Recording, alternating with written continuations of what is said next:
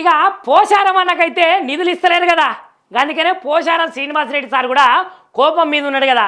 ఇక దీని గురించి వాళ్ళ పార్టీకి సంబంధించినటువంటి పెద్ద సారు పిసిసి అధ్యక్షులు మహేష్ కుమార్ గౌడ్ సారు ఏమంటున్నాడో మీరు తప్పకుండా వినాల్సిందే. ఎందుకంటే వాళ్ళ పార్టీకి సంబంధించినటువంటి ఎమ్మెల్యేకు మరి వాళ్ళ పార్టీ నాయకులు ఖచ్చితంగానైతే నిధులు మంజూరు చేయాలి కదా. మరి సార్ ఏమంటున్నాడో ఈ ముచ్చట్టయితే మీరింటినైతే ముక్కు మీద ఏలేసుకోవాల్సిందేనులా. ఇక చూడుర్రి, నేను పెడుతున్నా ఈ వీడియో ఇనుర్రి. చెప్పు సార్ సురుజయ్.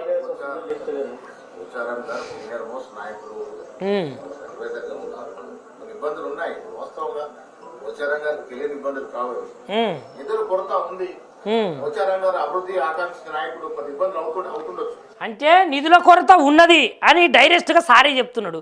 మరి నిధుల కొరత ఉన్నప్పుడు మరి మీకు సంబంధించినటువంటి ఆ ఎవరైతే మంత్రులు ఉన్నారో మరి మంత్రులకు సంబంధించిన నియోజకవర్గాలకు, మంత్రులకు సంబంధించినటువంటి నియోజకవర్గ పరిధిలో ఉన్నటువంటి నియోజకవర్గాలకు ఎట్లట్లా పోతున్నాయి నిధులు?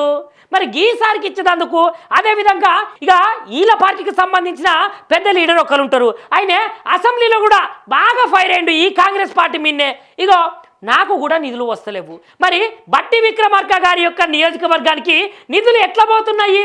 మరి నన్ను నమ్మే కదా, మరి నన్ను చూసే కదా జనాలు నాకు ఓట్లేసింది అని రాజగోపాల్ రెడ్డి సారు అసెంబ్లీ సాక్షిగా నిలదీసిండు కదా. మరి వీళ్ళకి ఎందుకు ఇస్తలేరు? మంత్రులకు నిధులు ఎందుకు పోతున్నాయి?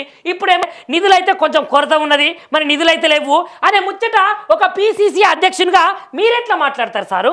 చెప్పురు. ఇప్పుడు బాగానే అర్థం చేసుకుంటాడు కానీ ఇగో నువ్వులా కుండ బద్దలు కొట్టినట్టు ఒక ముచ్చట చెప్తానైతే, పోచారం శ్రీనివాసరెడ్డికి అయితే ఇప్పట్లల్లా నిధులు ఇయ్యలేము, సిద్ధాపూరు రిజర్వాయర్ కోసము నిధులు మంజూరు చేయడం లేదని పోచారం శ్రీనివాసరెడ్డికి చెప్తే ఆయన అర్థం చేసుకుంటలేడని ఆయన వాక్యాల మీదనైతే స్పందించి తెలంగాణ పిసిసి అధ్యక్షులు మహేష్ కుమార్ గౌడ్ సార్ అయితే సిద్ధాపూరు రిజర్వాయర్ కోసము ఇప్పట్ల నిధులైతే ఇయ్యలేము, నిధుల కొరత ఉన్నది, పోచారం శ్రీనివాస్ గారు అయితే అర్థం చేసుకోవాలి అనే ముచ్చటైతే చెప్పిండులా. ఇక ఈ ముచ్చట మీద నేనేం మాట్లాడ జనాలు మీకే అర్థం కావాలి, మీరే అర్థం చేసుకోవాలి.